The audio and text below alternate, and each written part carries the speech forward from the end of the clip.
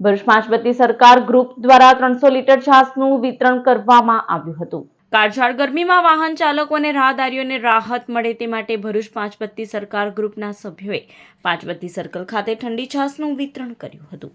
300 litre જેટલી છાસનું વિતરણ કરવામાં આવ્યું હતું। આ છાસ વિતરણમાં કોંગી નગર સેવક જિગ્નેશ બ્રહ્મભટ્ટ, નિખિલ શાહ અને સરકાર ગ્રુપના સભ્યો ઉપસ્થિત રહ્યા હતા।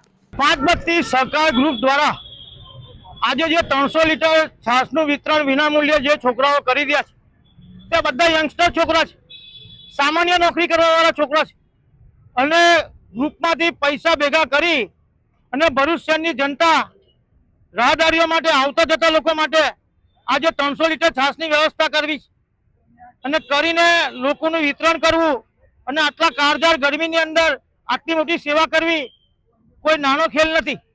એટલે આપણા લોકોએ આગળ આવવું જોઈએ, જાગૃત નાગરિકોએ આગળ આવવું જોઈએ અને આ સરકાર ગ્રુપના પાંચબત્તીના છોકરાઓ પાસેથી શીખવું જોઈએ। સાથે રોજ લાવીને રોજ ખાવાવાળા રિક્ષા એસોસિએશન વાળાએ પણ 4 દિવસ પહેલા જ આવું જ છાસ વિતરણનો પ્રોગ્રામ કરેલો।